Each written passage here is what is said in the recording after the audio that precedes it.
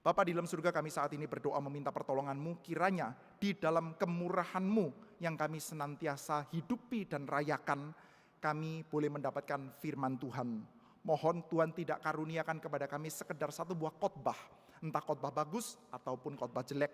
Karena khotbah bagus hanya akan menyenangkan telinga kami dan kadang-kadang membuat kami agak senang dengan pendeta. Dan khotbah yang jelek mungkin akan membosankan kami dan akan membuat kami kesal dengan pendeta dan bahkan kadang-kadang membuat kami kehilangan kepercayaan dan pengharapan dari firman Tuhan. Mohon Tuhan karuniakan kepada kami firman Tuhan dan tidak kurang dari hal itu. Berikanlah kepada kami Kristus Yesus yang dikabarkan di dalam firman Tuhan. Karuniakanlah kuasa karena kami percaya bahwa firman-Mu itu berkuasa. Berikanlah pertolongan-Mu karena kami ini adalah anak-anak-Mu. Kami ini milik kepunyaan-Mu Tuhan, bukan milik kepunyaan hamba Tuhan atau milik kepunyaan sinode gereja tertentu. Karena itu perjumpakanlah kami bukan sekedar dengan hamba Tuhan dan khotbahnya, tapi perjumpakanlah kami dengan Engkau dan anak tunggal-Mu yang dikabarkan. Terima kasih ya Tuhan, kiranya nama-Mu dipermuliakan. Dalam nama Tuhan kami Yesus Kristus kami panjatkan segala syukur dan doa kami. Amin. Saudara, saya mengajak kita untuk bersama-sama melihat dari Injil Yohanes. Saya mengajak kita untuk melihat saudara di dalam ayat 19 sampai dengan ayat 31. Namun nanti highlight kita lebih kepada di dalam ayat yang ke-24 sampai dengan ayat yang ke-29. Tapi kita baca aja secara bergantian ayat 19 sampai dengan 31. Yohanes pasal yang ke-20.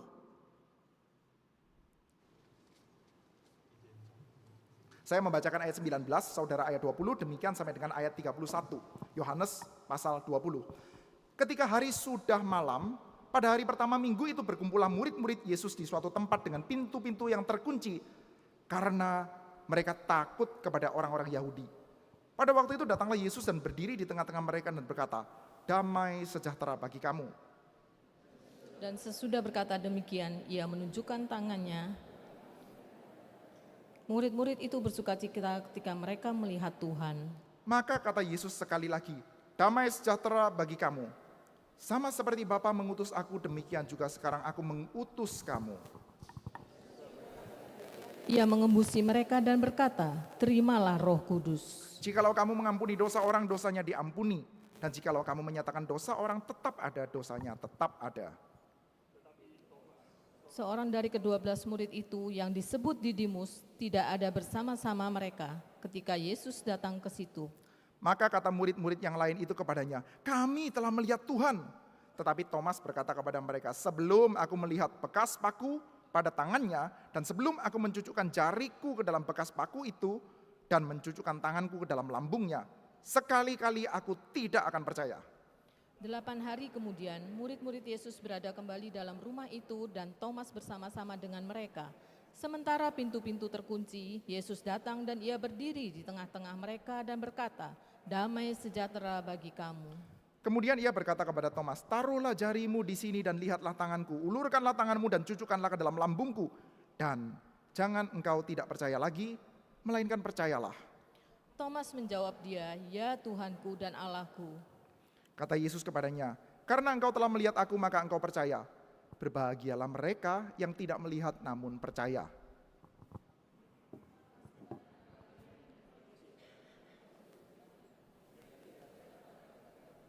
Tetapi semua yang tercantum di sini telah dicatat supaya kamu percaya bahwa Yesuslah Mesias, Anak Allah, dan supaya kamu oleh imanmu memperoleh hidup dalam namanya. Sampai di sini pembacaan Alkitab kita. Rekan-rekan sekalian, minggu lalu saya sudah mengajak kita untuk bersama-sama menyadari saudara, bahwa Alkitab kita ini adalah firman Allah yang ditulis memakai penulis manusia tanpa menghilangkan unsur kemanusiaannya. Oleh karena itu saudara, untuk kita bisa mengerti satu buah cerita yang ditulis oleh manusia, tentu saja firman Allah, tapi melalui penulis manusia, seringkali kita bisa mengerti kekayaannya kalau kita melihat kontrasnya dengan tulisan-tulisan yang lain. Saudara, kita ini punya banyak cerita tentang superhero. Salah satu superhero yang sangat terkenal itu Superman. Kita punya banyak cerita tentang Superman. Datang, membasmi kejahatan, menolong orang lemah. Lalu kita punya cerita superhero yang lain, yaitu Batman. Sama-sama ceritanya, datang, membasmi penjahat, menolong orang-orang lemah. Nah, tapi bedanya apa? Kalau kita tidak mengerti kontrasnya, kita jadi tidak bisa melihat kekayaannya. Oh beda loh, Superman itu adalah orang dari planet lain. Dia adalah orang dari planet Krypton. Sementara Batman adalah orang biasa. Orang biasa yang diperlengkapi dengan skill bela diri dan teknologi yang canggih, akhirnya dia menjadi superhero. Sama-sama superhero tapi ada kontrasnya. Oke saudara, ada cerita Batman, dan muncul cerita The Batman. Lah apa bedanya? Sama-sama Batman, orang kalau tidak mengerti kontrasnya, Anda kalau bukan hardcore fans dari DC Comics, sudah mungkin Anda tidak mengerti kenapa lagi ada The Batman dari Robert Pattinson. Mungkin Anda juga nggak mengerti kenapa ini kok skornya di Rotten Tomatoes lumayan tinggi. Tinggi nggak ya? Saya belum lihat sudah. Kenapa lagi? Kenapa perlu ada cerita The Batman sementara kita sudah punya Batman? Oh, karena kita bisa melihat ada kontrasnya. Di dalam cerita Batman yang kita kenal tuh siapa? Batman yang membasmi kejahatan, sahabat para polisi. Nah Gotham itu adalah satu buah kota yang terlalu hancur, penjahatnya aneh-aneh. Oleh karena itu kadang-kadang polisi tidak mampu. Ketika polisi tidak mampu, maka siapa yang membereskan masalah? Batman. Itu sudah. Batman datang membasmi para penjahat, sahabat para polisi. Tetapi The Batman muncul dengan kontras. No. Batman itu bukan sahabat para polisi. Batman cuma satu orang cranky yang lagi kepingin balas dendam. Dia adalah orang yang showing tantrum, sudah. Bapak emaknya dulu dibunuh sama penjahat, maka sekarang saya benci dengan penjahat. Jadi Batman memang melawan penjahat, cuman bukan karena dia mencintai kebenaran, bukan juga karena dia sahabat para polisi, tapi karena dia kepingin balas dendam. Maka dia memperkenalkan dirinya sebagai I am vengeance. Nah saudara, kita bisa melihat kontrasnya. Ada kekayaan di dalam cerita kalau kita bisa melihat kontrasnya. Demikian juga saudara, kalau kita mau mendekati Injil Yohanes, kita ini sudah punya Injil sinoptik, kita punya Matius, Markus, Lukas, Yohanes. Kenapa mesti ada lagi kita sudah punya Matius, Markus, Lukas. Kenapa mesti punya lagi Yohanes? Wong ceritanya ya kurang lebih mirip-mirip kan? Bagi Anda mirip-mirip kan? Nah, coba tuh cek tuh. Cerita kitab Injil kita, Matius, Markus, Lukas, Yohanes. Cerita tentang apa? Cerita tentang Yesus. Dan Yesus itu menjadi Yesus seperti yang kita kenal karena dia mati dan bangkit. Ya kan? Yesus itu siapa sih? Yesus yang kita kenal itu siapa sih? Yesus yang kita kenal adalah Yesus juru selamat. Loh kok bisa juru selamat? Karena dia mati dan bangkit. Yesus yang kita kenal adalah Yesus anak Allah, Sang Mesias. Kok bisa? Karena dia mati dan bangkit. Ada di mana? Kamu tahu itu dari Injil apa? Matius, Markus, Lukas, Yohanes. Ya udah, kayak jadi satu aja saudara. Kalau kita tidak perhatikan kontrasnya, kita lihatnya sama-sama saja. Ayo coba saudara, saya coba cek sedikit ya. Yesus menghidupkan kembali anak muda di Nain. Ada di Injil apa? Pokoknya kitab Injil deh. Nah andai saudara, Yesus menghidupkan anak muda di Nain itu ada di dalam Injil Yohanes. Anda keberatan enggak? Enggak. Andai Yesus bercakap-cakap dengan Nikodemus itu ada di Injil Markus, saudara keberatan enggak? Ya enggak juga, gitu kan saudara. Jadi pokoknya Injil. Yosekin enggak peduli mau di mana, pokoknya itu Injil. Akhirnya kita tidak melihat keunikan masing-masing karena kita tidak melihat kontrasnya. Ya kan? Saudara lihat ya, Yesus menghidupkan kembali Lazarus, andai itu ada di dalam Injil Lukas. Saudara kaget-kaget enggak? Loh, kenapa kok ada cerita ini? Ceritanya jadi enggak nyambung loh. Harusnya Yesus tuh dibunuh gara-gara dia mengobrak-abrik bait suci Yerusalem, bukan gara-gara membangkitkan Lazarus. Nah ini Anda campurkan tuh antara Lukas dengan Yohanes. Kalau kita sudah begini, biasanya gimana saudara? Biasanya kita enggak peduli. Padahal saudara masing-masing itu punya ceritanya masing-masing. Nah saudara ada baiknya kalau kita mau melihat dengan lebih kaya ya Injil Yohanes seperti apa. Coba kita lihat kontrasnya dengan Injil sinoptik. Sama-sama ngomong Yesus sama. Sama-sama ngomong Yesus juru selamat sama. Sama-sama ngomong Yesus juru selamat karena dia mati dan bangkit sama. Tapi uniknya Yohanes apa? Nah untuk kita tahu uniknya Yohanes ada baiknya kita coba lihat tuh kontrasnya. Coba saudara. Di dalam kontrasnya Injil sinoptik. Kita lihat dulu Matius dan Markus. Matius dan Markus itu ketika dia mau mau mendeklarasikan, mau menyatakan secara besar-besaran, Yesus Kristus Mesias. Itu saudara, siapa yang mengucapkan? Diucapkannya di mana? Di dalam setting apa? Saudara ingat gak? Engkaulah Mesias, anak Allah yang hidup. Ucapan itu diucapkan oleh tokohnya siapa saudara? The one and only Petrus. Tentu saja spokesperson yang sangat luar biasa ini sudah Petrus. Orang yang pernah request untuk jalan di atas air dan request granted. Dia sempat jalan di atas air meskipun sebentar, setelah itu kecemplung. Tapi ya lumayan lah sudah, ada kecemplungnya sih, tapi paling tidak ada jalan di atas airnya itu. Murid-murid yang lain selain nggak ada yang pernah mengalami itu sudah. Petrus juga adalah dia yang pernah ambil pedang, cuil kupingnya Malkus. Ya, Yohanes kasih tahu itu namanya Malkus sudah. Hamba imam besar disikat tuh kupingnya sudah, kan luar biasa, bravado sudah, berani ini sudah. Sambil potong kupingnya, sambil nunggu-nunggu. Oke, saya sudah potong kupingnya. Sekarang Yesus, giliranmu untuk hancurkan kepalanya. Mungkin begitu sudah gambarannya, sudah. Nah itu Petrus sudah penuh dengan keberanian. Bahkan Petrus ini pernah memarahi Yesus, sudah. Yesus dimarahi, sudah. Nah, gak heran, sudah. Untuk menyatakan bahwa Yesus adalah Mesias, tokoh yang menyatakan siapa? Petrus, sang batu karang itu. Lokasinya di mana, saudara? Lokasinya adalah Kaisarea Filipi. Ini pemilihannya juga tidak sembarangan, saudara. Kaisarea itu kota, kenapa dikasih nama Kaisar? Dulunya itu namanya Paneas, saudara. Kenapa namanya Paneas? Karena di situ ada kuil dewa Pan. Ini adalah satu buah Pan, bukan parpol ya saudara. Pan itu nama dewa, saudara. Jadi tempat itu tadinya namanya adalah Paneas. Karena di sana ada kuil dewa Pan. Itu adalah satu buah kota yang sangat terkenal dengan penyembahan dewa Pan. Tapi setelah zamannya Herodes Filipus, ini bukan Herodes Agung ya, Herodes the Great yang bunuh bayi-bayi pada zamannya Yesus masih bayi, ini Herodes Filipus, saudara, generasi selanjutnya, saudara. Herodes Filipus sudah mengganti namanya menjadi Kaisarea. Kenapa dikasih nama Kaisarea? Karena untuk menghormati kaisar. Perdebatan, saudara, mungkin Kaisar Agustus, mungkin Kaisar Tiberius, tapi kata itu dikasih nama Kaisarea untuk menghormati kaisar. Bayangkan ya, lokasinya tadinya menyatakan keberadaan dewa, sekarang menyatakan keberadaan kaisar. Dan untuk membedakan dengan Kaisarea yang lain, maka dikasih nama ini adalah Kaisareanya Filipus, anaknya Herodes, Filipus ya. Jadi saudara, lokasinya adalah Kaisarea Filipi, tempat para dewa, the place of the gods, orang-orang gede, orang-orang kuat. Dan dalam keadaan seperti itu sudah ada Petrus yang mengatakan, engkaulah Mesias, anak Allah yang hidup. Dan Yesus Kristus mengatakan, karena ucapanmu ini engkau adalah Petrus, engkau akan mendapatkan kunci kerajaan sorga dan kerajaan maut. Gerbang kerajaan maut tidak akan berkuasa atasnya. Wih, luar biasa, saudara. Setelah itu, kepercayaannya mulai diuji, saudara. Mereka terus mulai perjalanan sampai ke Yerusalem. Ujian paling berat, saudara. Mereka ada dalam battlefield. Battlefield paling utama, medan pertempuran yang paling utama apa, saudara? Doa. Getsemani, saudara, itu adalah battlefield penting, saudara. Dan di dalam battlefield doa mereka tidur. Sayangnya, saudara, seperti kayak sebagian besar di antara kita pada waktu kita sedang persekutuan doa pagi 6:30 Anda lagi tidur.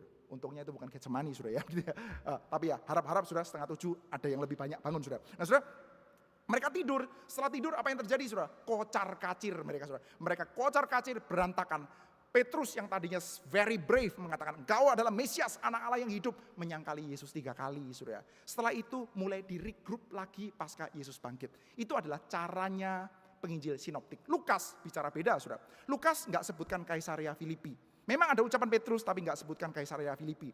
Lukas nanti akan melanjutkan Injilnya di dalam jilid kedua, yaitu Kisah Para Rasul. Nah, dia ceritanya panjang, akhirnya sudah Lukas memberitakan bahwa berita Yesus adalah Raja, diberitakan secara terang benderang tanpa hambatan di mana, saudara? Bukan lagi di Kaisarea Filipi, tapi di kota Roma. Siapa yang memberitakan? Paulus. Anda nanti lihat ya di dalam Kisah Rasul pasal 28. Paulus memberitakan Injil dengan tanpa hambatan, memberitakan bahwa Yesus adalah Mesias di mana di kota Roma. Ini belak-belakan, saudara. Kota Roma itu artinya kan Anda hadap-hadapan sama mukanya kaisar tuh.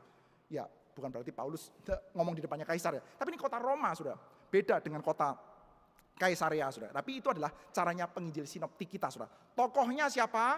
Matius, Markus. Tokohnya adalah Petrus. Kalau Lukas, tokohnya siapa? Tokohnya 2. Yang pertama, Petrus. Yang kedua, Paulus. The giants of our Christianity, saudara ya. Ini raksasa-raksasa iman kita, saudara. Menyatakan bahwa Yesus adalah Sang Mesias. Nah, saudara, dari sini ya, coba kita tengok bagaimana dengan Yohanes. Begitu kita lihat Yohanes, saudara, kita akan lihat, oh ada kontras ya. Yohanes, saudara, ucapan tentang siapa itu Yesus. Gelarnya Yesus itu seperti apa, siapa dia, saudara. Ini nanti, saudara, tidak diucapkan oleh Petrus. Yohanes gak punya episode Petrus yang sangat energetik. Di mana, saudara? Saudara ketemu Petrus yang engkau adalah Mesias, anak Allah. Gak ada ucapan itu, saudara. Gak ada cerita tentang Petrus yang energetik. Yang kita tahu, saudara, bahwa di dalam sepanjang kitab Injil ya, gelar kepada Yesus itu bertebaran tapi gak ada yang betul-betul firm, saudara. Yesus itu disebut sebagai Rabi, Mesias, Nabi, Raja orang Israel, anak Allah, anak domba Allah, Tuhan. Gelarnya bertebaran, saudara. Di dalam seluruh Injil Yohanes, saudara. Kita seperti kayak bertanya-tanya, kapan ada ucapan yang decisive dan setelah itu confirm gitu ya. Di mana? Kalau di dalam Injil Matius, Markus ada di pertengahan Injilnya. Di dalam Injil Lukas, pertengahan Injil dan penghujung kisah para rasul di Roma. Yohanes di mana ini? Sebutannya Yesus itu siapa? Rabilah. Sampai Yesus bangkit, Maria masih panggil dia Rabuni, artinya guru. Masih bertebaran terus, saudara. Di mana ada ucapan yang sangat decisive, Yesus itu siapa?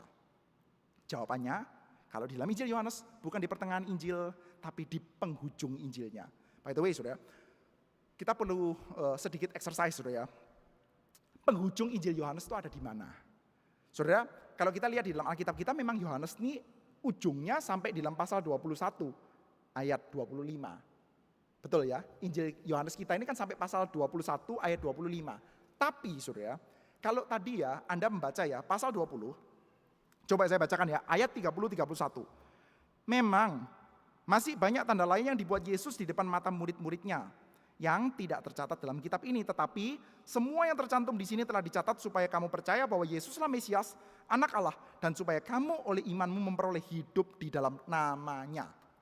Andai, saudara, coba bayangkan, andai Injilnya stop sampai di sini, Anda tidak punya pasal 21. Kira-kira, saudara, something missing enggak sih? Ada sesuatu yang hilang enggak sih? Kalau misalkan Anda membaca cerita saja ya, cerita. Lalu pas ceritanya ditutup di dalam pasal 20, ayat 30-31. Memang masih banyak tanda lain yang dibuat Yesus di depan mata murid-muridnya yang tidak tercatat dalam kitab ini, tapi semua yang tercantum di sini telah dicatat supaya kamu percaya bahwa Yesuslah Mesias, Anak Allah, dan supaya kamu oleh imanmu memperoleh hidup dalam namanya. Andai saudara, saya ini bertutur, bukan mendongeng lah, saya bertutur ya, kasih wejangan, lalu saya bercerita tentang Yesus. Setelah saya cerita panjang lebar, lalu saya mengatakan seperti ini, saudara-saudara sekalian, sebetulnya cerita tentang Yesus masih banyak, cuman saya stop sampai di sini. Karena apa? Semua yang saya ceritakan hanya untuk membuat kalian itu percaya. Oke, stop. Cocok nggak? Cocok untuk berhentinya Injil, saudara. Maka banyak, saudara, banyak orang-orang ahli Yohanes yang mengatakan pasal 21 ini sebetulnya adalah tambahan. Disclaimer dulu, kita tidak setuju ini, ya, kita tidak setuju ini. Tetapi, saudara, banyak scholar tentang Yohanes yang mengatakan pasal 21 ini adalah tambahan, bukan bagian original dari Injil Yohanes. Alasannya apa? Alasannya yaitu pasal 20 ayat 30-31 sudah cocok untuk menjadi penutup. Sudah penutup kok ditambahin lagi. Ini gimana ini para scholars ini? Bagaimana ini Yohanes ini? Ini pasti tambahan. Nah saudara, jawaban kita bagaimana? Jawaban kita adalah para scholars ini kelihatannya tidak mengikuti Marvel, saudara. Ya kan? Mereka nggak pernah nonton Avengers, saudara. Karena kalau kita lihat dalam film-filmnya Marvel, biasanya setelah penutup masih ada epilog.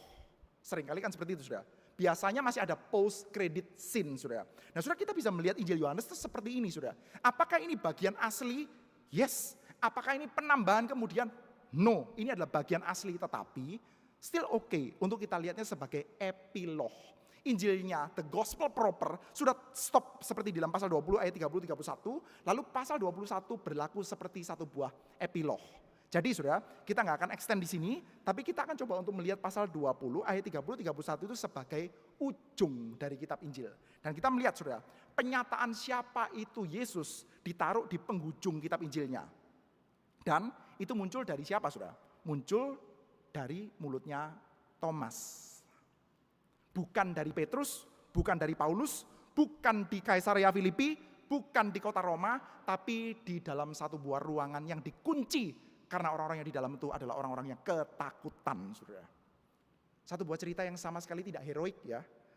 Kalau kita lihatnya, Kaisarea Filipi kan heroik banget, saudara. Sudah gitu mendapatkan konfirmasi dari Yesus. Berbahagialah engkau, hai Simon bin Yunus, karena yang menyatakan itu adalah Bapakku yang di sorga. Heroik.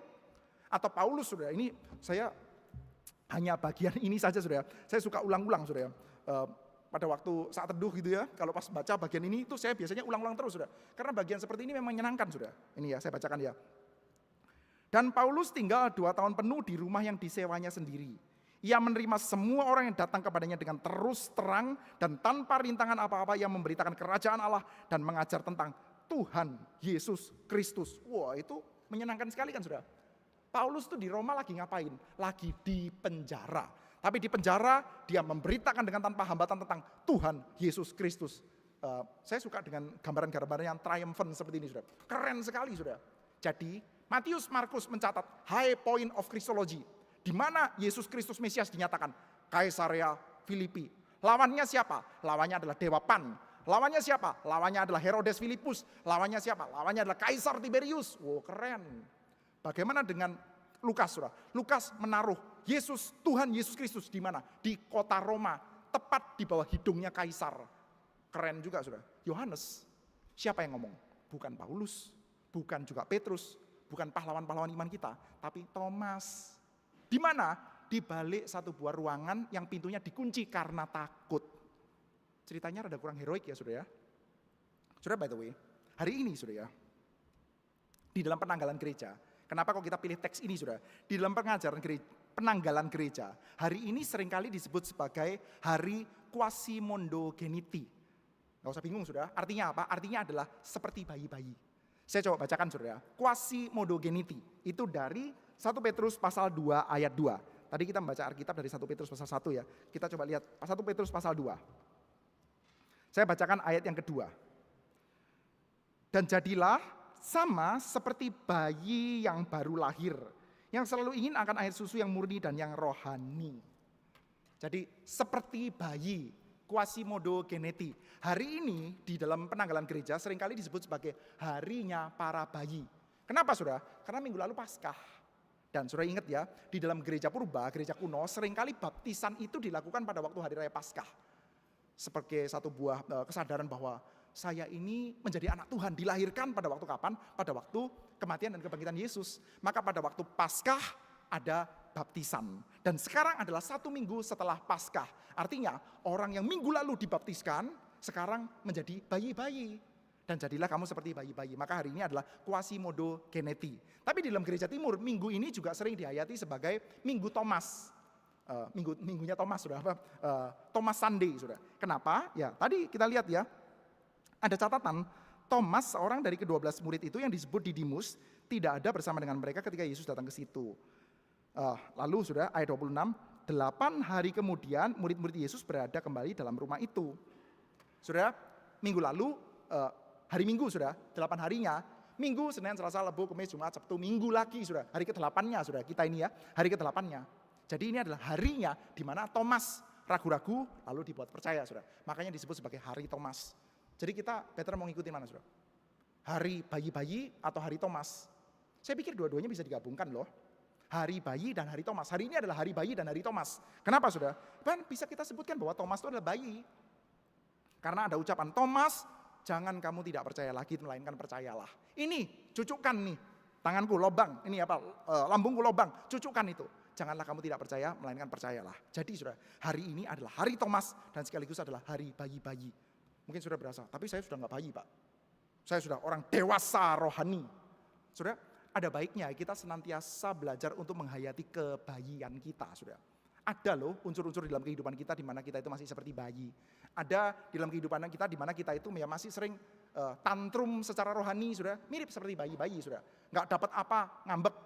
Nggak dapat ini, marah gitu ya. Nggak mau lagi ke gereja dan sebagainya. Seperti kayak bayi-bayi. Ada baiknya ketimbang kita senantiasa merasa kita itu dewasa, kita menghayati hari ini sebagai hari bayi-bayi. Hari Thomas dan sekaligus sebagai harinya saudara dan saya yang adalah bayi-bayi, sudah. Nah, bayi ini, sudah, adalah bayi yang seperti apa, sudah? Bayi yang ternyata akan menyatakan bahwa Yesus itu adalah Tuhan, saudara. Saudara, di dalam sejarah gereja, saudara kalau dengar kata Thomas ya, Anda itu, misalkan Anda disuruh kasih nickname ya, Thomas. Anda kasih dia judul apa? Nickname-nya apa? Kalau misalkan Stephen Tong, The Evangelist, kan gitu, The Evangelist. Kalau Thomas, si apa, saudara? Atau sang apa? Sang pemberani itu. Atau si peragu itu. Di dalam sejarah gereja, Thomas itu namanya adalah Thomas si peragu itu, saudara. Bahkan, saudara, ada orang ya, ada cukup banyak penafsir yang tidak percaya bahwa cerita tentang Thomas yang ragu-ragu ini ada betulan. Maksudnya gini, cukup banyak penafsir yang mengatakan bahwa cerita Thomas yang mengatakan, saya tidak percaya, coba tunjukkan jarinya, coba tunjukkan itu lambungnya, saya mau cucukan itu. Banyak yang tidak percaya bahwa itu adalah cerita asli. Nah, ini pasti bikinan Yohanes sendirilah. Ini pasti cerita yang sebetulnya itu karangan saja. Mungkin untuk menceritakan keraguan para murid, lalu keraguan para murid itu dipersonifikasikan. Nah, ngomongnya seperti itu. Dipersonifikasikan kalau dalam satu orang namanya Thomas. Kenapa demikian? Karena nggak cocok dengan karakternya Thomas. Thomas itu sudah pernah muncul sebelumnya di dalam pasal 11. Very brave. Pada waktu itu, saudara, Tuhan Yesus mendengarkan berita. Lazarus sakit. Sengaja dia tunda sampai dia dengar Lazarus mati, baru ayo kita berangkat ke sana, Saudara. Sementara sebelumnya sempat terjadi konflik dengan orang-orang di Yudea, Saudara. Ekskalasi ketegangan antara Yesus dengan para pemimpin agama, para pemimpin tua-tua, Saudara, di daerah Yudea itu eskalasinya makin lama makin tinggi dan mulai makin lama makin panas, mulai menjurus kepada kekerasan, Saudara. Maka Tuhan Yesus mengatakan, mari kita balik ke Betania. Murid-murid yang lain mengatakan, jangan loh, udah mati juga kan. Ngapain kita balik ke sana? Jangan. Ingat loh, dulu di Yudea kamu hampir dibunuh loh. Thomas ngomong apa, Saudara? Thomas mengatakan, mari berangkat dan mati bersama dengan dia. Berani sekali. Thomas tuh pemberani. The brave one. Masa sekarang disebut sebagai Thomas peragu. Maka mereka mengatakan bahwa ini pasti karangan lah. Gak cocok sama karakternya Thomas. Thomas tuh bukan peragu. Thomas adalah pemberani. Decisive dia orangnya. Tapi Saudara, justru saya pikir ya, penafsiran ini menafikan satu buah fakta yang sebetulnya jelas dalam hidup manusia. Yaitu Saudara, manusia yang ragu-ragu itu juga bisa menjadi manusia yang pemberani. Yang pemberani juga bisa menjadi yang ragu-ragu. Saudara, hidup saudara dan saya kan juga kayak gini kan ya. Pernah ada momen-momen tertentu berani luar biasa. Berkomitmen untuk hidup dan mati untuk Yesus Kristus. Hari-hari yang lainnya juga ngomong enggak Tuhan-Tuhanan. Hari-hari tertentu kita berlinang air mata, oh Yesus aku sungguh mencintaimu. Hari yang tertentu, Yesus gitu ya, entarlah belakangan begitu. Saudara. Ini kan hal yang nyata saja dalam kehidupan kita, Saudara. Jadi Saudara, keberadaan Thomas ini saya pikir sudah sangat fit dengan kehidupan semua orang. Semua orang, Saudara. Gak usah heran kalau dia yang very brave mengatakan, mari kita pergi ke Betania bersama dengan dia, mati bersama dengan dia. Dan sekarang di sini ragu-ragu, gak usah terlalu heran. Biasa aja yang seperti itu, manusia yang memang kayak begitu, Saudara. Sekarang kita coba lihat, Saudara, bagaimana keadaannya, ceritanya yang disusun oleh Yohanes, Saudara. Yohanes mengatakan seperti ini. Saya bacakan ya. Tetapi Thomas, seorang dari ke-12 murid itu yang disebut Didimus, tidak ada bersama dengan mereka ketika Yesus datang ke situ. Maka kata murid-murid yang lain, kami telah melihat Tuhan. Tetapi Thomas berkata kepada mereka, sebelum aku melihat bekas paku pada tangannya, dan sebelum aku mencucukkan jariku ke dalam bekas paku itu dan mencucukkan tanganku ke dalam lambungnya, sekali-kali aku tidak akan percaya. 8 hari kemudian, murid-murid Yesus berada kembali di dalam rumah itu, dan Thomas bersama-sama dengan mereka. Saudara, ini menarik, Saudara. Thomas mengatakan, kalau saya tidak lihat sendiri, lalu saya cucukkan tangan saya ke dalam bekas paku di tangan dan di lambungnya, saya nggak percaya. Saudara, ini adalah satu buah jenis iman yang sangat dikecam oleh Yesus di dalam Injil Yohanes. Saudara, kalau kita lihat di dalam Injil Yohanes, Saudara, Tuhan Yesus itu sering mengkomentari secara sinis ya, orang-orang yang kelihatan percaya, kayaknya hype datang kepada dia. Salah satunya ya, saya coba bacakan ya di dalam pasal yang keempat. Nah ini Saudara ya, pasal 4 ayat 48.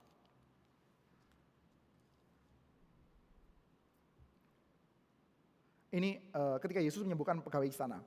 Maka kata Yesus kepadanya, jika kamu tidak melihat tanda dan mujizat, kamu tidak percaya. Pegawai istana itu berkata kepadanya, Tuhan datanglah sebelum anakku mati. Kata Yesus kepadanya, pergilah, anakmu hidup. Orang itu percaya akan perkataan yang dikatakan Yesus kepadanya lalu pergi. Yesus mengecam iman karena kamu melihat mujizat. Tetapi orang itu mengalami progresi.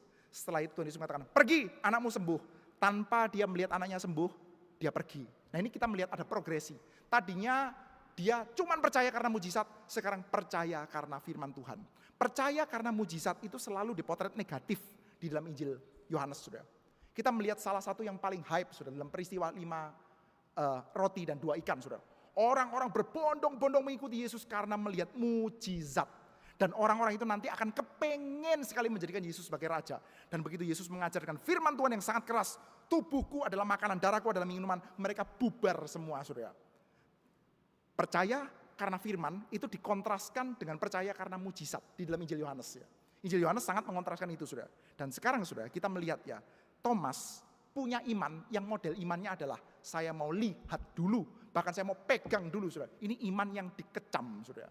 Yohanes konsisten. Iman karena mujizat, percaya karena mujizat itu leads to disaster. Kamu akan bubar jalan kecuali kamu beralih imanmu berdasarkan firman. Saudara, zaman sekarang ya, masih loh banyak orang yang berhalusinasi percaya bahwa kita itu perlu untuk tunjukkan atraksi-atraksi, mujizat-mujizat yang banyak supaya banyak orang ikut. Dan nanti setelah banyak orang ikut, baru kita ajari firman Tuhan. Saudara, itu halusinasi, saudara. Halusinasi yang sangat ngawur. Yang ada adalah, kalau Anda perkenalkan Yesus pertama kali sebagai miracle worker, saudara, ya orang akan caw ketika Yesusnya tidak do miracles untuk mereka, saudara. Itu jelas. Beberapa waktu yang lalu di dalam grup alumni STTRI, saudara. Saya kan alumni STTRI, saudara. Ada yang posting video dari satu orang bernama Bapak Gilbert Lumindong. Anda mungkin ada yang pernah tahu, saudara, orang ini. Dia diinterview oleh, saya tidak tahu siapa lah, pokoknya diinterview di dalam satu buah podcast. Lalu ditanya seperti ini, Bapak, Pak pendeta mengatakan, saya sih nggak percaya dia pendeta ya, tapi ya ini interviewernya mengatakan seperti itu. Bapak pendeta kan mengatakan semua agama sama, semua agama mengajarkan kepada keselamatan. Kalau semua agama sama, kenapa Bapak nggak masuk Islam aja? Terus dia mengatakan, oh iya semuanya sama, tapi saya ini suka babi, jadi ya saya nggak mau karena saya suka babi gitu. Nggak mau saya masuk ke dalam agama Islam, karena nggak boleh makan babi mungkin sudah. Saudara, lalu agak rame di dalam grup alumni itu ya. Wah kok bisa yang ngomong seperti ini ya? Lalu saya menjawab, loh kok kamu kaget sih? Saya sedikit pun nggak kaget loh. Biasa aja, nggak kaget sedikit pun. Loh kok bisa nggak kaget? Loh iya, dari dulu yang diberitakan secara konsisten oleh dia adalah Yesus yang kamu ikuti karena apa? Karena menyenangkan, bisa bikin mujizat. Apa anehnya kalau sekarang Yesus tetap saya ikuti karena dia mengizinkan saya makan babi? Apa anehnya? Sedikit pun gak ada anehnya loh. Konsisten saja. Ya sudah, boleh gak setuju? Boleh, silakan dicek sudah. Konsisten kok dari dulu sudah. Saya pernah beberapa kali masuk ke dalam gereja-gereja yang agak serupa sudah. Saya tinggal keluar tuh tengah-tengah tuh, gak tahan saya. Apalagi pada waktu perjamuan kudus ya. Pada waktu perjamuan kudus mengatakan, kalau kamu makan roti dan minum anggur ini, kamu akan dilepaskan dari meja operasi. Kamu akan dilepaskan dari kemiskinan. Saya tinggal pulang tuh. Yesus mana itu? Yesus dari mana itu yang diberitakan itu? Bukan Yesus yang ada di dalam Alkitab tuh. Nah saudara, kalau kita keep on dengan berita yang seperti itu saudara, kira-kira imannya jadi seperti apa? Yesus Kristus menjelaskan ya di dalam Injil Yohanes ini, bahwa iman karena mujizat itu pasti tidak cukup. Kamu harus bergeser menuju kepada iman karena firman. Pegawai istana ini baik saudara, pertama kali mendapatkan kecaman saudara, tapi setelah itu, pergilah anakmu sembuh. Dia belum lihat anaknya sembuh, dia percaya, lalu pergi saudara. Murid-murid Yesus saudara, ketika ada orang yang banyak itu saudara, kabur semua, akhirnya pergi semua saudara. Mereka datang mengikuti Yesus karena mujizat yang besar, sekarang kabur karena ucapan firman Tuhan yang keras. Lalu Tuhan Yesus tantang murid-muridnya, kamu gak pergi sekalian, caw aja sekalian. Dia mengatakan tidak, karena firmanmu adalah firman yang hidup. Nah itu saudara, namanya murid-murid Tuhan saudara. Jadi saudara, sekarang Thomas itu siapa? Kita melihat Thomas adalah dia yang berangkat dengan iman yang dikecam oleh Tuhan Yesus saudara. Saya harus cucukkan dulu saudara. Imannya dikecam oleh Tuhan Yesus saudara. Tapi satu hal yang menghibur saudara. Ketika saudara dia punya model iman seperti ini. Dia tidak percaya kepada firman Tuhan yang disampaikan oleh para saksi. Yaitu murid-murid yang lain saudara. Apa yang terjadi dengan dia? Yang terjadi adalah ini. 8 hari kemudian murid-murid Yesus berada kembali dalam rumah itu. Dan Thomas bersama-sama dengan mereka. Thomas ini gak percaya. Thomas ini ragu. Tapi Thomas ini tetap bersama-sama dengan mereka. Murid-murid tidak tendang mereka keluar dan Thomasnya juga tidak kabur saudara. Dia tidak percaya, iya tidak percaya, imannya sangat rapuh, iya sangat rapuh. Tapi dia nempel terus sama gereja, nempel terus sama komunitas umat Tuhan saudara, untuk terus ada di sana saudara. Dan ini adalah umat Tuhan yang seperti apa saudara? Umat Tuhan yang sebetulnya ironi juga. Gereja yang super kuatkah? Well, coba lihat saudara, gerejanya ini gereja ironis juga. Di dalam bagian sebelumnya kita mendapati ya, ada catatan seperti ini. Kata Yesus, ini ayat 20 ya. Damai sejahtera bagi kamu, sama seperti Bapa mengutus aku, demikian juga sekarang aku mengutus kamu. Sesudah berkata demikian, ia mengembusi mereka dan berkata, terimalah Roh Kudus. Jika kamu mengampuni dosa orang, dosanya diampuni. Jika kamu menyatakan dosa orang tetap ada, dosanya tetap ada. Itu di mana saudara? Di tempat pintu yang terkunci karena mereka takut kepada orang Yahudi. Tadi kita lihat ya, Thomas imannya rapuh. Tapi dia tetap mau nempel sama gereja. Gereja yang kayak gimana? Murid Tuhan yang kayak gimana? Murid Tuhan yang kayak gini loh. Murid Tuhan yang kumpul-kumpul karena takut sudah. Pintu dikunci, setelah itu Yesus datang. Ketika Yesus datang menembus pintu itu, dia mengatakan, damai sejahtera aku berikan kepadamu. Sekarang saya mengutus kamu. Seperti Bapa utus aku, demikian aku utus kamu. Dan dikasih kuasa Roh Kudus bersama dengan mereka. Dan ucapan yang gak bisa lebih tinggi lagi saudara. Kalau kamu katakan dosa diampuni, maka dosa orang diampuni. Kalau kamu mengatakan dosanya tetap. Ini kan kuasanya Yesus, saudara. Kuasanya Allah sendiri. Yang boleh mengampuni dosa itu cuma Allah. Yang boleh mengampuni dosa cuma Yesus. Dan sekarang kuasa ini ditaruhkan oleh Yesus kepada gereja. Dan disil dengan terimalah Roh Kudus, saudara. Ini murid yang harusnya sangat energetik. Tuhan Yesus seperti kayak mengatakan seperti ini. You go and preach berita tentang pengampunan dosa. Lu ngapain aja di dalam satu buah ruangan yang tertutup karena ketakutan kayak begini. Seperti anjing yang ekornya ke bawah itu. Tail between his leg gitu ya. Ekornya turun ke bawah, ketakutan tuh. Jangan seperti anjing ketakutan seperti ini. Sekarang saya kasih kamu kuasa dan Bapa utus saya dari sorga untuk datang. Sekarang saya utus kamu untuk pergi. Keluar dari pintu yang terkunci ini, saudara. Setelah itu 8 hari kemudian, gereja ini, saudara. Gereja yang akan membangkitkan kepercayaan Thomas ini, saudara. Gimana, saudara? Setelah 8 hari kemudian, mereka kumpul di dalam pintu yang dikunci. Sudah ada kuasa Tuhan, sudah ada perintah perutusan, sudah jadi superhero, ya belum. Setelah selesai selisih 1 minggu, sudah jadi apa mereka? Gak jadi apa-apa. Mereka adalah kumpulan orang-orang ketakutan yang 1 minggu kemudian tetap menjadi orang-orang yang ketakutan. Orang ketakutan disertai Roh Kudus tetap ketakutan, saudara. Ya ini, saudara. Ini kan gambaran gereja pada umumnya, saudara. Gereja pada umumnya itu. Saudara dan saya pada umumnya. Kita nggak baca satu ayat Alkitab, mendengarkan satu buah khotbah, dengerin satu buah KKR. Setelah itu tahu-tahu menjadi superhero, saudara. Anda tidak menjadi Jim Elliot. Tidak jadi Jonathan Edwards dengan baca satu buku, saudara. Enggak, saudara. Ada perjalanan panjang. Mereka itu dikasih kuasa Roh Kudus. Dan Thomas itu melekat dengan gereja yang seperti ini. Tetapi, saudara, itu tetap dipakai oleh Tuhan. Saudara, kita kalau lihat gereja ya. Kadang-kadang ya ada orang yang melihat ya, gereja ini banyak kelemahan. Kelemahan ini, kelemahan itu. Kelemahan ini, kelemahan itu. Kelemahan ini, kelemahan itu. Banyak sekali kelemahan, saudara. Nah iya, ya memang gereja itu banyak kelemahan, saudara. Tetapi, saudara, bukan berarti gereja banyak kelemahan tidak bisa dipakai Tuhan, saudara. Gereja yang penuh dengan kelemahan itu juga tetap dipakai Tuhan, saudara. Ini kumpulan murid-murid 1 minggu setelah mendapatkan berita perutusan dari Tuhan Yesus, tetap berada dalam satu buah pintu yang tertutup, saudara. Dan sekarang, saudara, Thomas yang melekat ke sana, imannya juga ya menjadi iman yang tetap kurang lebih sama. Kalau saya tidak cucukkan, saya tidak percaya. Tetapi, saudara, Tuhan tuh sabar loh. Tuhan sabar terhadap Thomas, Tuhan sabar terhadap gereja yang kayak begini, saudara. Dan kita melihat selanjutnya, Thomas mengatakan, damai sejahtera bagi kamu, ini Yesus mengatakan ya. Kemudian ia berkata kepada Thomas, taruhlah jarimu di sini dan lihatlah tanganku, ulurkanlah tanganmu dan cucukkanlah ke dalam lambungku. Dan jangan engkau tidak percaya lagi, melainkan percayalah. Thomas menjawab dia, ya Tuhanku dan Allahku. Saudara, kalau Anda tanya ya, tokoh non-Yesus, sekali lagi ya, tokoh non-Yesus, yang ucapannya paling terakhir dicatat dalam Injil Yohanes, ya Thomas, bukan Petrus. Tokoh yang kelihatan gak begitu penting ini, saudara. Si peragu ini, saudara. Itu dia adalah tokoh terakhir. Tokoh non-Yesus ya. Terakhir yang ucapannya dicatat di dalam kitab suci kita. Dan ucapannya adalah very high Christology, saudara. Dia mengatakan, ya Tuhanku, ya Allahku. Saudara, by the way, kata Tuhan Allah, itu kalau kita sorot dari 2 budaya yang beda, itu dua-duanya besar, saudara. Di satu sisi, saudara, Kaisar Domitianus, saudara. Kaisar pada waktu itu. Mereka itu punya julukan Tuhan Allah. Tuhan Allah. Jadi ketika dia mengakui Yesus sebagai Tuhanku, Allahku, Anda tahu Anda benturannya sama siapa? Kaisar.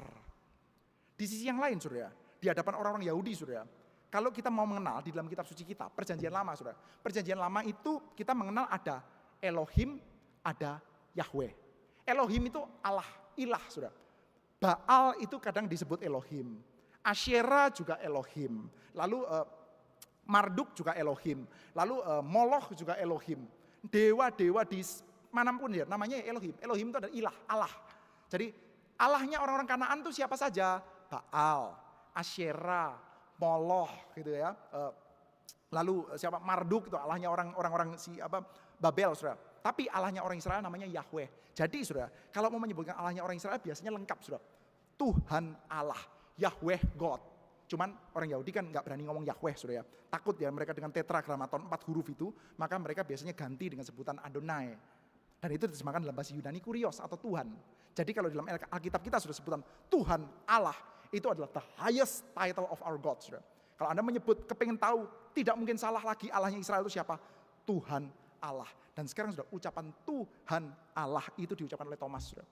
Thomas seperti kayak sedang mengatakan bahwa di dalam PL kita mengenal Tuhan Allah, dan sekarang Tuhan Allah itu sekarang saya kenal di dalam Yesus Kristus.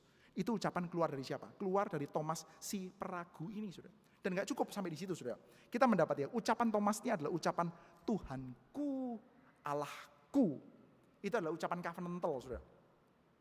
Dia bukan sekedar mengakui bahwa Yesus adalah Tuhan Allah, tapi dia mengakui bahwa Yesus adalah Tuhanku dan Allahku. Kehidupanku akan diatur dan diarahkan kepada dia dan oleh dia, saudara. Itulah Thomas, saudara.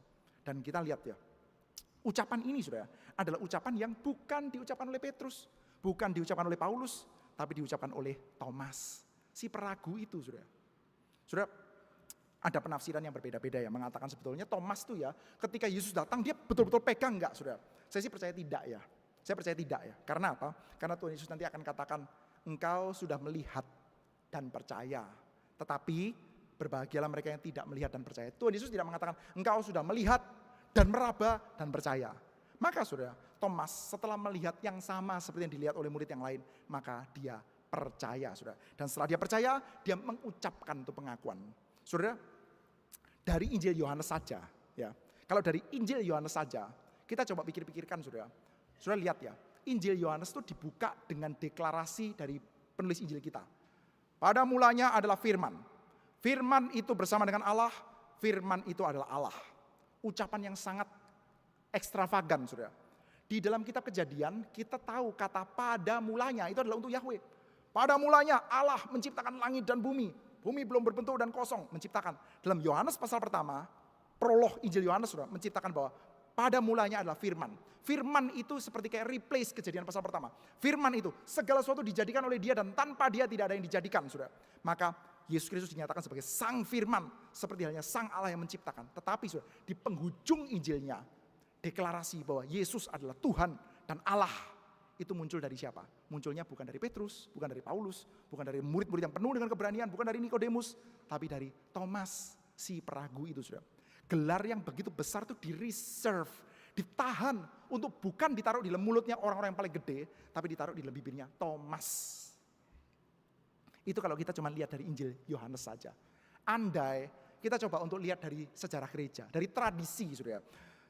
Tradisi tentu tidak punya kekuatan sama seperti Alkitab ya. Tapi andai kita coba untuk extend sedikit, udah tidak apa-apa, kita move sedikit dari Alkitab, kita coba melihat pada tradisi gereja. Kita lihat, Thomas itu ngapain? Thomas itu siapa? Thomas adalah dia yang nanti akan memberitakan Yesus Tuhan, Allahku, Rajaku ke India.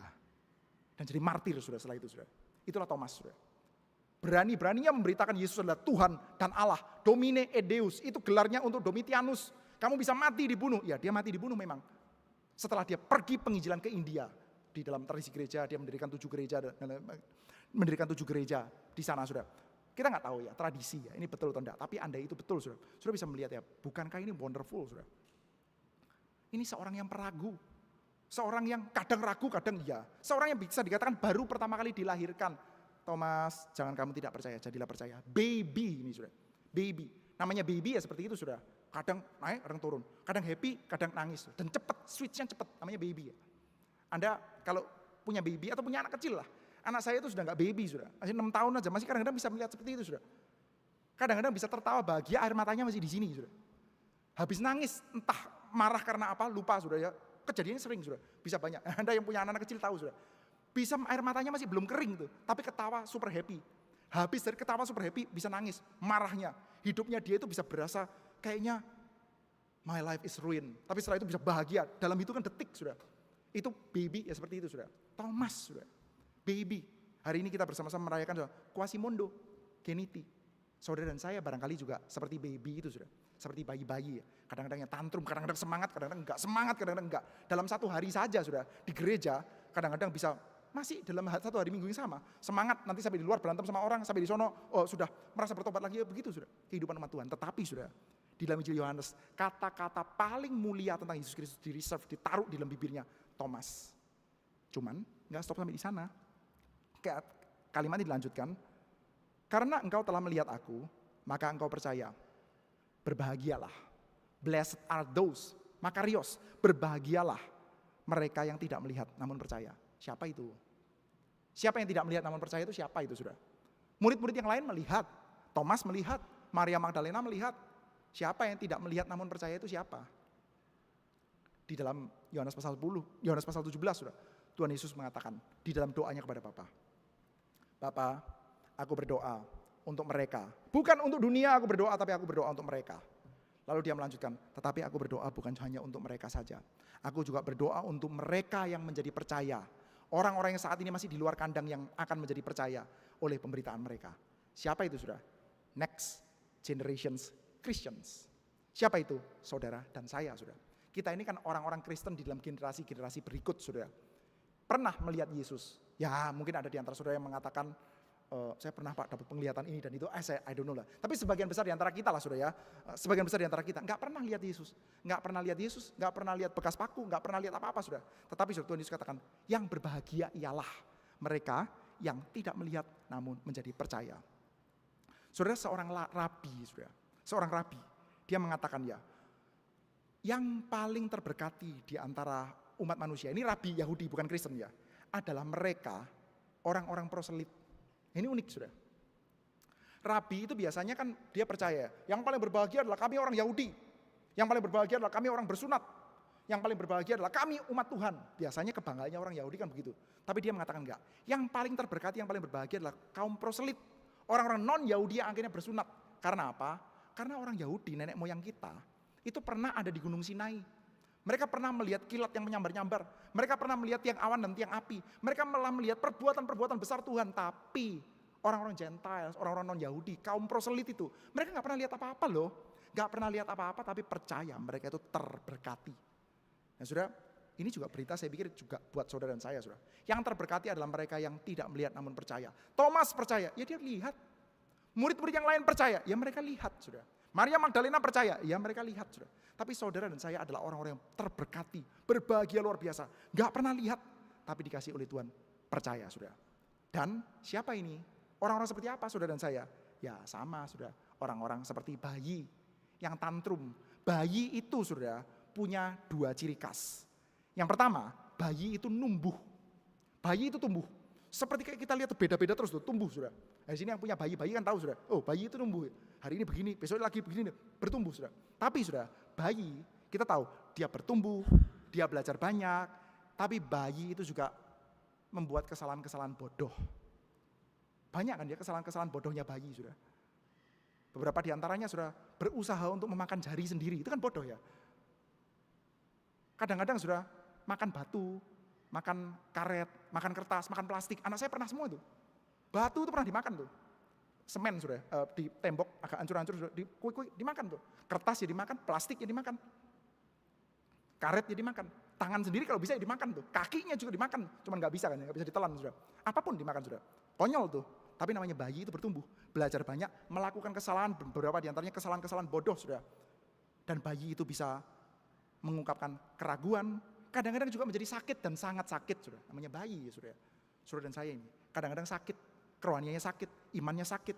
Kadang-kadang juga dilanda keraguan yang besar, kadang-kadang tantrum, kadang-kadang melakukan konyolan-konyolan seperti kepingin makan tangan sendiri sudah. Aneh sekali sudah. Tetapi sudah di dalam Injil Yohanes ya, kita tahu ada sesuatu yang dicadangkan untuk kita sudah, yaitu deklarasi tentang kemuliaan Tuhan yang paling besar. Itu dipersiapkan untuk ditaruh di dalam mulut saudara dan saya. Kebesaran Tuhan itu dipersiapkan untuk ditaruh di dalam kehidupan saudara dan saya. Orang-orang yang berbahagia ini, yang akan declare Yesus adalah Tuhan Allah. Biarlah saudara, kita boleh belajar untuk percaya. Hari ini kita merayakan Quasimodo Geneti. Kita merayakan, oke, ini adalah harinya bayi-bayi. Bayi itu memang belum sempurna, tapi hidup, tapi bertumbuh. Dan Tuhan akan memakai kita untuk menyatakan kebesaran Kristus. Kiranya kita belajar untuk percaya, kita belajar untuk berharap. Tuhan menyertai setiap kita. Mari kita bersama berdoa di hadapan Tuhan. Bapa di dalam surga, kami mengantisipasi perbuatan-Mu akan kami. Kami mengantisipasi anugerah-Mu datang atas kami. Kami kadang-kadang frustasi dengan keadaan kami yang penuh dengan kelemahan. Keadaan kami yang kadang-kadang kami pikir kami sudah sangat rohani, tapi ternyata kami juga jatuh lagi ke dalam urusan-urusan yang konyol-konyol Tuhan. Kami kadang-kadang merasa bahwa kami adalah Kristen sejati, mencintai Tuhan, bertobat sungguh-sungguh. Tapi ternyata kami juga jatuh lagi ke dalam kekonyolan-kekonyolan yang susah untuk kami tolerir sendiri Tuhan. Namun kami bersyukur karena kami mempercayai ada kuasa Tuhan yang ditaruh kepada kami.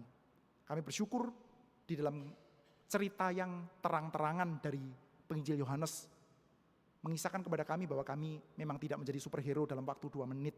Kami tidak menjadi orang Kristen yang siap menjadi martir dalam waktu singkat.